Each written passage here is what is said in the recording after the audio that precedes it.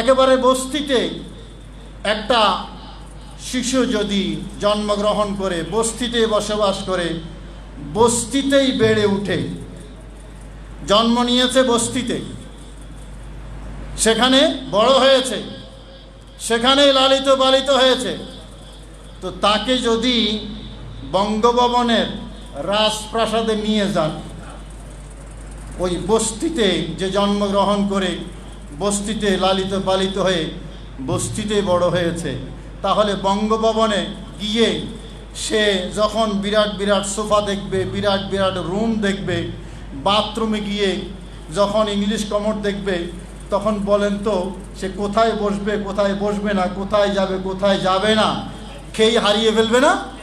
কথা বলেন না, খেয়ে হারিয়ে ফেলবে না? বাথরুমে ঢুকে দেখবে, আর এটা তো অনেক পরিষ্কার, শোয়ার জায়গা। কথা বলেন ঠিক কিনা? তো বস্তির সন্তান, বস্তির ছেলে যেমন রাজপ্রাসাদে গিয়ে রাজপ্রাসাদে খেয়ে হারিয়ে ফেলে, ওই ওহাবি ঘরে জন্ম নিয়া দেওবন্দি মাদ্রাসায় লেখাপড়া করে, দেওবন্দিদের সাথে বন্ধুত্ব করে, দেওবন্দিদেরকে স্বপ্ন দেখে, দেওবন্দিদের সাথে একসাথে মাহফিল করে, দেওবন্দিদেরকে মহব্বত করে, তারা আমার আলা হযরতকে চিনবে না, এটাই স্বাভাবিক। আমার আলা হযরতকে তারা চিনবে না, এটাই স্বাভাবিক। আমার ভাইরা, কিছু আছে পাগল সাথে ছাগল, আছে না? কিছু আছে পাগল সাথে ছাগল। গত কিছুদিন আগে দেখলাম এক মৌলভী সাহেব আলা হযরত ইমামে আহলে সুন্নত নয়, সেটা খুব জোরে সোরে বলতেছে। আলা হযরত নাকি ইমামে তরিকত না, আবার ইমামে আহলে সুন্নত না। তো উনি এমন একজনকে ইমামে আহলে সুন্নত ঘোষণা করলো, এই ঘোষণার আগে ওনার মুখও আমরা কখনো ওই ব্যক্তিকে ইমামে আহলে সুন্নত বলতে শুনি নাই। মানে উনি হলেন হঠাৎ ইমামে আহলে সুন্নত, এবং ওই ব্যক্তির কিতাবেও ইমামে আহলে সুন্নত ওনার নামের আগে লেখা আমি দেখি নাই। পৃথিবীর কোনো আলেম ওলামা তো তাকে ইমামে আহলে সুন্নত বলেই নাই। খুব সেই সিলসিলার মানুষও জীবনে তাকে ইমামে আহলে সুন্নত কল্পনাও করে নাই। হঠাৎ করে ইমামে আহলে সুন্নত আবিষ্কার হয়েছে, হঠাৎ করে ইমামে আহলে সুন্নত আবিষ্কার হয়েছে। আর আমার আলা হযরতকে ইমামে আহলে সুন্নত বলেছে ওই মৌলবীর দাদা, তার দাদা যারা, তারা ইমামে আহলে সুন্নত বলেছে। এই মুফতি আমিনুল ইহসান রহমাতুল্লাহ আলাইহি, যিনি ঢাকা আলিয়ার হেড মুহাদ্দিস ছিলেন, পাক ভারত উপমহাদেশে শ্রেষ্ঠ মুহাদ্দিস উলামাদের মধ্যে একজন ছিলেন। সারা বাংলাদেশে এক বাক্যে সবাই যাকে সম্মান করে, তিনি যাকে ইমামে আহলে সুন্নাত বলেছেন, তিনি আমার আলা হযরত। ওই শর্ষিনা মাদ্রাসার শাইখুল হাদিস মুস্তাফা হামিদ ওনার কিতাবের মধ্যে আমার আলা হযরতের নাম লিখে লিখেছেন ইমামে আহলে সুন্নাত। জোরে বলুন না সুবহানাল্লাহ।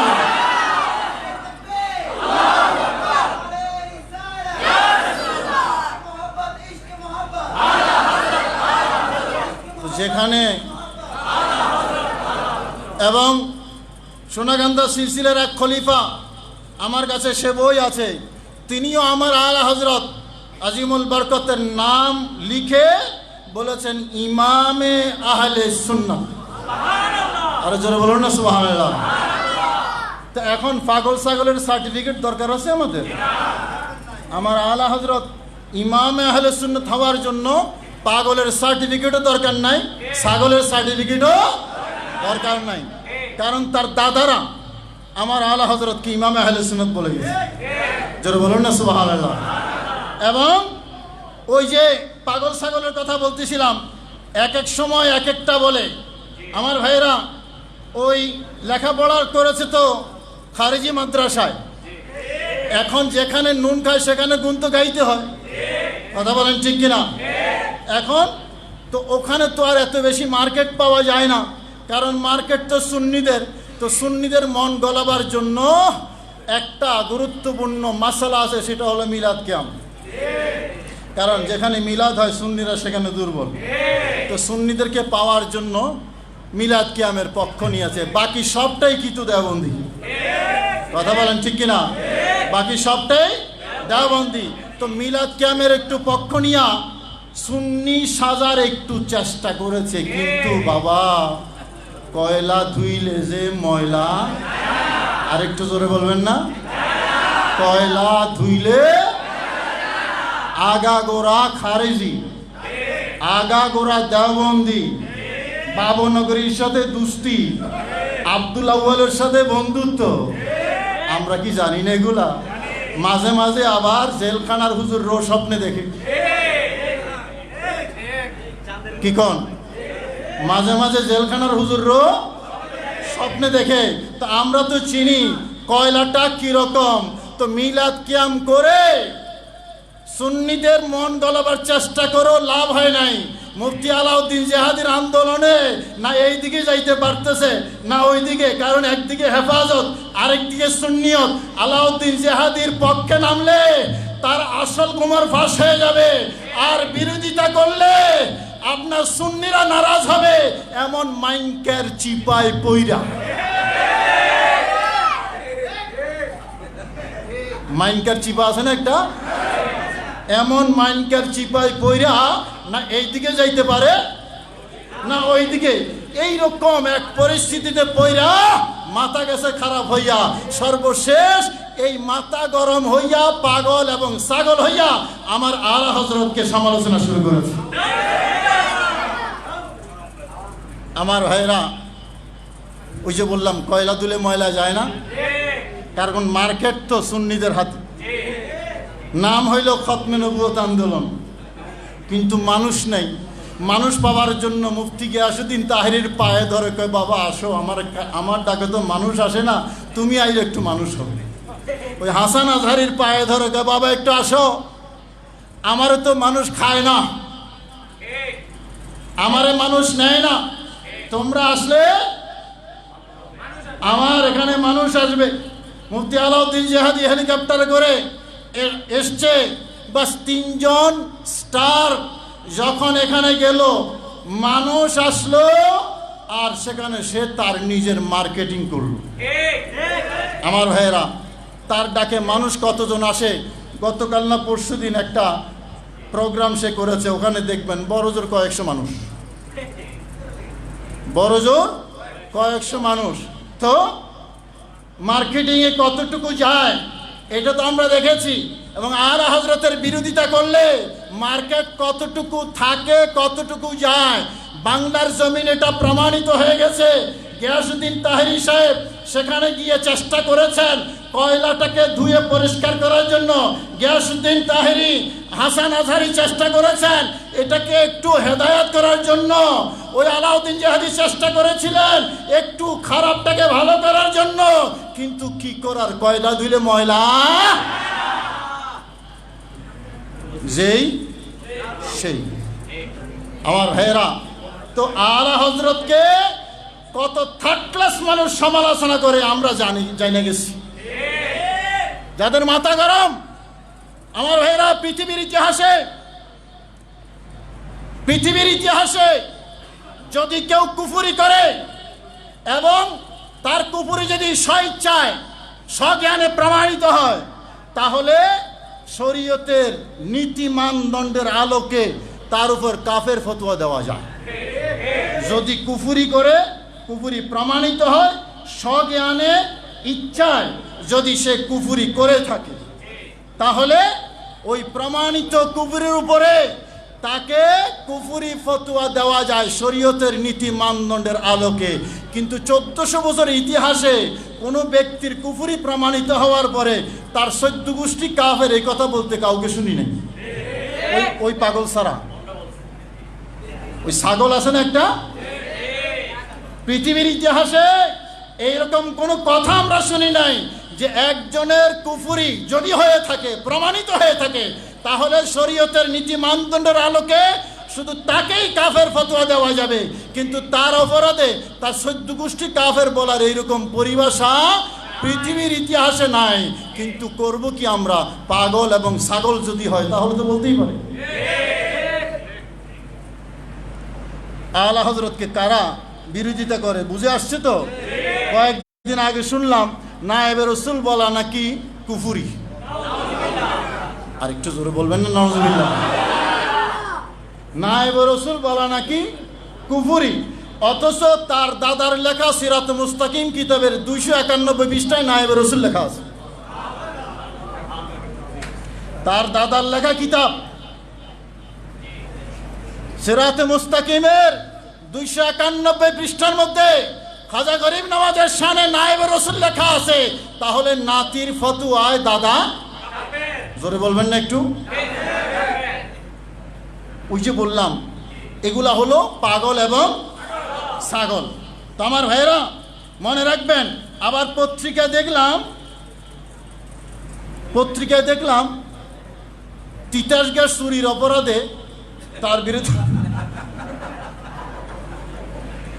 অভিযোগ আসছে, পত্রিকায় ছাপা হয়েছে গ্যাস চুরির অভিযোগ। দেখছেন?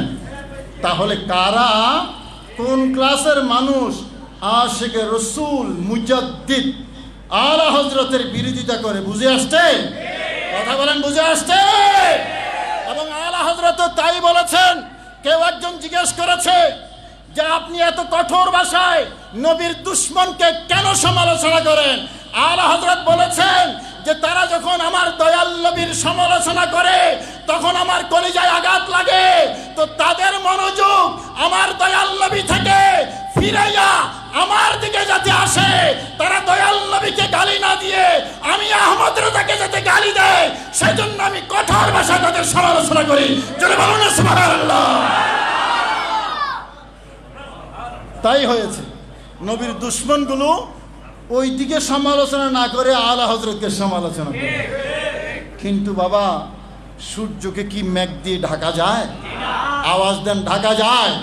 যাকে ইমামে আহলে সুন্নত বানানোর অপচেষ্টা হচ্ছে তাকে তো ঘরের বারান্দার মানুষও চিনে না। আর আমার আলা হযরতকে নিয়ে সারা পৃথিবীতে গবেষণা হচ্ছে। আমার আলা হযরতকে নিয়ে সারা পৃথিবীতে গবেষণা হচ্ছে। মিশর আল হাজার থেকে শুরু করে গত বছর আমাদের ঢাকার আলা হযরত কনফারেন্সের মধ্যে আপনারা দেখেছেন মিশর আল আজহার বিশ্ববিদ্যালয়ের অনেক উঁচু মানের একজন প্রফেসর ডক্টর জামাল ফারুক এসে আলা হযরতকে বলেছেন একজন অদ্বিতীয় আলেম। শুধু ডক্টর জামাল ফারুক নয়, ওনাদের দাদা ফতোয়ায়ে আমিনিয়ার মধ্যে আলা হযরত সম্পর্কে লিখেছে ভারত উপমহাদেশে আলা হযরত একজন অদ্বিতীয় আলেম ছিলেন। জোরে বলুন না সুবহানাল্লাহ। অদ্বিতীয় আলেম, যার কোনো সানি নেই, যার কোনো দ্বিতীয় নাই। জোরে বলুন না সুবহানাল্লাহ। এখন পাগল ছাগলে কি বলে এগুলো শোনার আমাদের দরকার আছে না। আলা হযরত আছেন, আলা হযরত থাকবেন ইনশাআল্লাহ। আলা হযরতের চর্চা বাড়বে না কমবে? যতই তারা সমালোচনা করে আমরা এগুলোরে পাত্তা দেই কম, মাঝে মধ্যে দুই এক শব্দ বলি আর কি। আমাদের ছাত্র যারা, আর এরা তো আমাদের কাদরিয়া মাদ্রাসার ছাত্র হওয়ার যোগ্যতা নেই। এগুলো আমাদের জামিয়া এবং কাদরিয়া মাদ্রাসার ছাত্র হওয়ার যোগ্যতাও নাই। তো আমার ভাইরা, সে কারণে আমরা এগুলাকে খুব একটা পাত্তা দেই না। মাঝে মাঝে পাগলের পাগলামি যখন বাইরে যায় তখন দুই এক শব্দ বলি। মনে রাখবেন, আজকে সারা পৃথিবীর মধ্যে আলা হযরতকে নিয়ে চর্চা হচ্ছে, আলা হযরতকে নিয়ে গবেষণা হচ্ছে। এবং পাক ভারত উপমহাদেশ নয়, সেই সুদূর আফ্রিকা থেকে আলা হযরতের জীবনী গ্রন্থ বের হয়েছে। কি আফ্রিকা, কি এশিয়া, কি আমেরিকা, কি ইউরোপ, সকল মহাদেশে আলা হযরতকে নিয়ে গবেষণা হচ্ছে। কারণ আলা হযরত একটা বিশ্বকোষ, একটা খনির মতো, এখনো পরিপূর্ণ আবিষ্কার হয় নাই। আপনি ইলমে তাফসিরে দিয়ে যান, তাহলে দেখবেন ইলমে তাফসিরের অনেক উঁচু জায়গায় আমার আলা হযরত। ইলমে হাদিস নিয়ে গবেষণা করেন, দেখবেন একজন পরিণত মুহাদ্দিস আমার আলা হযরত। ইলমে ফিকহের রাস্তায় যান, দেখবেন একজন বড় মাপের ফকি আমার আলা হযরত। ইলমে ইলমে বালাগাতের উঁচু জায়গায় আমার আলা হযরত, ইলমে মানতিকের উঁচু জায়গায় আমার আলা হযরত, বিজ্ঞানের অনেক উঁচু জায়গায় আমার আলা হযরত, এইভাবে প্রায় অর্ধশত বিষয়ের উপরে আমার আলা হযরত পণ্ডিত ছিলেন। সেই কারণে আরব অনারবের উলামায়ে কেরাম আমার আলা হযরতকে নির্দ্বিধায় মুজাদ্দিদ এবং ইমাম আহলে সুন্নাত বলেছে। জোরে বলুন সুবহানাল্লাহ। আমার ভাইরা, বাস পাগলের কথার এতটুকু বললাম, আর বেশি বলা দরকার নাই। মনে রাখবেন, আলা হযরত কারা সমালোচনা করে? যাদের সাথে দেওবন্দীদের দুস্তি আছে, বাতিলদের দুস্তি আছে, তারাই আলা হযরতের সমালোচনা করে। আর যারা প্যারা নবীকে মহব্বত করে, আলা হযরত নবীর প্রেমে ফানা ছিলেন, বলেছেন দুনিয়ার মানুষ আমার কলবটাকে যদি দুই ভাগ করো তাহলে একদিকে দেখবা লা ইলাহা ইল্লাল্লাহ, আরেক অংশে দেখবা মুহাম্মাদুর রাসূলুল্লাহ। জোরে বলুন না সুবহানাল্লাহ সাল্লাল্লাহু আলাইহি ওয়াসাল্লাম। এইরকম একজন আশিক রাসূল, আরে কষ্ট লাগে না, লজ্জা লাগে না তোমরা সমালোচনা করো যে? নিজে 3 পৃষ্ঠা লিখতে পারো নাই, আর আমার আলা হযরত সারাটা জীবন ব্যয় করেছেন নবীর দুশ্মনের বিরুদ্ধে লড়াই করে। মনে রাখবেন, সে কারণেই জামিয়া এবং কাদেরিয়া এবং আঞ্জুমানে রহমানিয়া আহমদিয়া সুন্নিয়ার যত প্রতিষ্ঠান আছে সবগুলো মসলকে আলা হযরতের উপরে। মসলকে আলা হযরত মানে নবীর প্রেম এবং ভালোবাসা। মসলকে আলা হযরত মানে কালেমায়ে তাইয়্যিবার চর্চা। মসলকে আলা হযরত মানে হেদায়েতের চর্চা। মসলকে আলা হযরত মানে জান্নাতের রাস্তা। মসলকে আলা হযরত মানে সিরাতে মুস্তাকিমের দিশা। মসলকে আলা হযরত মানে আল্লাহ এবং রাসূলকে পাওয়ার নির্দেশনা। মসলকে আলা হযরত মানে হুজুর সাইয়েদে বুগদার সহ আউলিয়া কেরামের রাস্তা, যেই রাস্তাকে আমার আল্লাহ সিরাতে মুস্তাকিম বলেছেন। মসলকে আলা হযরত মানে বাতিলদের বিরুদ্ধে কঠোর হয়ে লড়াই করা। মসলকে আলা হযরত মানে ইমাম হুসাইনের আদর্শ উজ্জীবিত হওয়া। কথা বলেন ঠিক কিনা? সেই জন্য গৌসুল আজম দস্তগীরের ফেদা ছিলেন আমার আলা হযরত। গৌসুল আজম দস্তগীরের ফেদা ছিলেন। আরে এই টিকটিকিগুলোর দিকে চাওয়ার সময় কোথায়? এই টিকটিকিগুলোর দিকে দেখার সময় কোথায়? আলা হযরতের দৃষ্টি ছিল তো মদিনাওয়ালার দিকে। আলা হযরতের দৃষ্টি মদিনাওয়ালার দিকে, আলা হযরতের দৃষ্টি গৌসুল আজম দস্তগীরের দিকে। কাদেরি কর কাদেরি রাখো, কাদেরিও মে উঠা, কদরে আব্দুল কাদের কুদরত নুমা কে ওয়াসতে সালা দুনিয়া।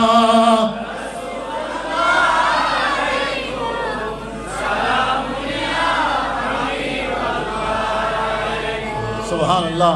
कादरी कर कादरी रख, कादरियों में उठा, मुरीदी ला तखफ अल्लाह रब्बी अतानी रिफातन निलतुल मनाली अस्सलाम।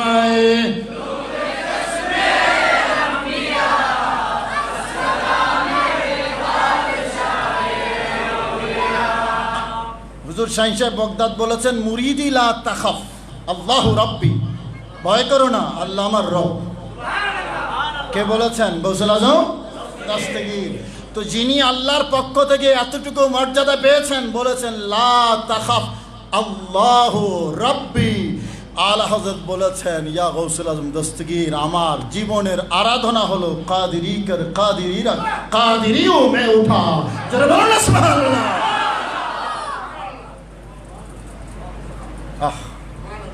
সেই জন্য ওই টিকটিকির দিকে দেখার সময় আলা হযরতে ছিল না, মদিনাওয়ালার দিকে দেখেছেন। গৌসুল আজম দস্তগীরের প্রেমে ফানা ছিলেন। তো আমার ভাইরা, সেই আলা হযরতের মসলক দরকার আছে না নাই? কথা বলেন আছে না নাই? আজকে যারা ঈদে মিলাদুন নবী সাল্লাল্লাহু আলাইহি ওয়াসাল্লামের বিরোধিতা করে, তারা আলা হযরতের বিরোধিতা করে। যারা মিলাদ কিয়ামের বিরোধিতা করে, তারা আলা হযরতের বিরোধিতা করে। যারা ইলমে গায়েব মেনে নিতে পারে না, তারা আলা হযরতের বিরোধিতা করে। যারা নবীর হাজার নাজার হাওয়াকে মেনে নিতে পারে না, তারাই আলা হযরতের বিরোধিতা করে। যারা আউলিয়া কেরাম সুফিয়া কেরামের এই বায়াত তরিকত এটাকে মেনে নিতে পারে না, তারা আলা হযরতের বিরোধিতা করে। যারা মাযহাব মানে না, তারা আলা হযরতের বিরোধিতা করে। যারা আইম্মায়ে মুজতাহিদিনকে মানে না, তারাই আলা হযরতের বিরোধিতা করে। প্যারা নবীর শান মান ইজ্জত আজমতের কথা শুনলে যাদের গায়ে আগুন লাগে, তারাই আমার আলা হযরতের বিরোধিতা করে। কথা বলেন ঠিক কিনা? বুঝতে হবে শত্রু এবং বন্ধু এবং নবীর দুশ্মন যদি আমাদের সমালোচনা করে, তাতে আমরা মোটেই অখুশি না। কারণ আবু জেহেল তো কিছু সব যুগে থাকে। কথা বলেন ঠিক কিনা? সিদ্দিক আকবরের কাছে আমার পেয়ারা নবী সবচেয়ে সুন্দর। এত সুন্দর আর কেউ নাই। এত সুন্দর আমার পেয়ারা নবী রাসূল করিম সাল্লাল্লাহু। আর আবু জেহেলের কাছে সবচেয়ে বেশি কুৎসিত। আরো জোরে বলো না নাউজুবিল্লাহ। আবু জেহেলের কাছে সবচেয়ে বেশি কুৎসিত। আবু বকরের কাছে সবচেয়ে বেশি সুন্দর। এত সুন্দর আর কেউ, কথা বলে না, এত সুন্দর আর কেউ। এত সুন্দর আমার পেয়ারা নবী রহমতুল্লিল আলামিন। তাহলে দুইটাই তো মানুষ, একজন আবু বকর আরেকজন আবু জেহেল। একজনের কাছে সবচেয়ে সুন্দর যিনি, আরেকজনের কাছে সবচেয়ে কুৎসিত তিনি। তো পার্থক্য কোথায়? ওই চোখে, ওই কলবে। কারণ চশমাটা যদি নীল হয়, ওই যে হাতি হাতির গল্প জানেন তো? তিন অন্ধ হাতি কিরকম দেখার শখ হয়েছে। হাতি কিরকম? তো একজনে গিয়ে হাতির ওই যে কি একটা থাকে না, হ্যাঁ, শুলের মধ্যে দেখছে এরকম বিরাট। আরেকজনের পেটের মধ্যে ধরছে, পেট, হাতির পেটে মোটা। আরেকজনের লেজের মধ্যে ধরছে পিছনে। এখন তিনজনকে জিজ্ঞেস করেন, এই হাতি কি রকম? জবাব কি একরকম হবে না তিন রকম? আর একটু আওয়াজ দিয়ে বলবেন না? বলছি খিদে লাগছে বুঝি? কয় রকম? তিন রকম। আসলে কি হাতি তিন রকম? তো তিন রকম জবাব কেন হইল? কারণ অন্ধ তিন জায়গা দেখছে। কথা বলেন ঠিক কিনা? তিন রকম দেখেছে। আমার ভাইরা, আবু বকর সিদ্দিক প্রেমের চোখে দয়াল নবীকে দেখেছেন। সেই জন্য আবু বকরের কাছে পৃথিবীর সবচেয়ে সুন্দর হলেন আমার কামলিওয়ালা নবী রহমতুল্লিল আলামিন। এত সুন্দর আর কেউ নাই। লামকা তো কেউ জালা হে जिसका वो है हर मका का उजाला सबसे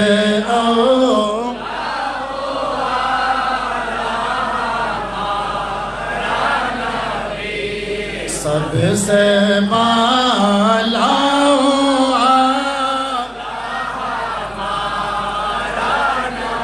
আমার দয়াল নবী এত সুন্দর, কি জমিন কি আসমান, লামকা পর্যন্ত আল্লাহর এই সৃষ্টি জগৎটা যিনি আলোকিত করেছেন তিনি হলেন পেয়ারা নবী রহমতুল্লিল আলামিন।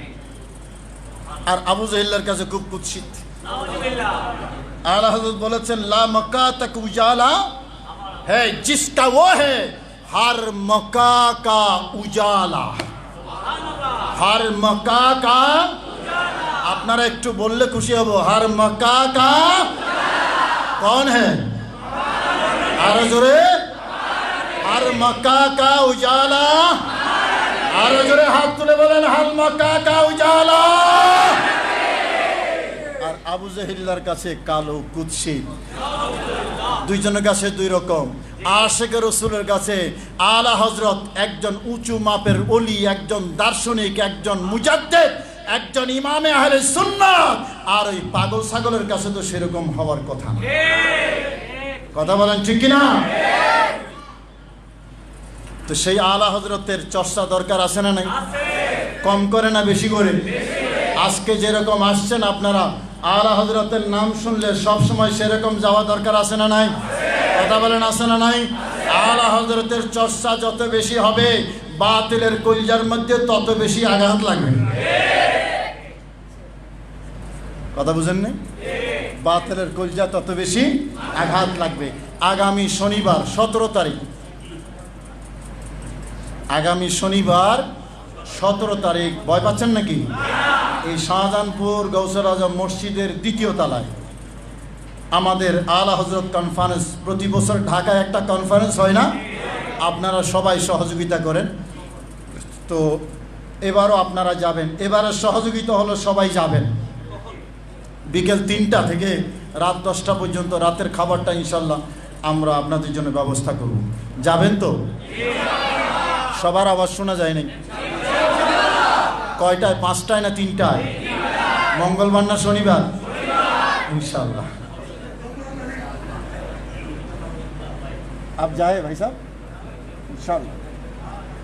শনিবার বিকেল 3টায় থেকে শুরু হবে, সেখানে যাবেন। শুধু যাবেন না, আরো নিয়ে যাবেন। মানুষ যত বেশি হবে, আরে তারা থাকুক পাগলামি সাগলামির মধ্যে, আমার আলা হযরতকে নিয়ে बस दुनिया धूम मचाती है, ये धूम मचाती रहेगी। बस যতদিন আসবে আমার আলা হযরতের চর্চা रहेगा, यूं ही उनका चर्चा रहेगा। अरे पड़े खाके हो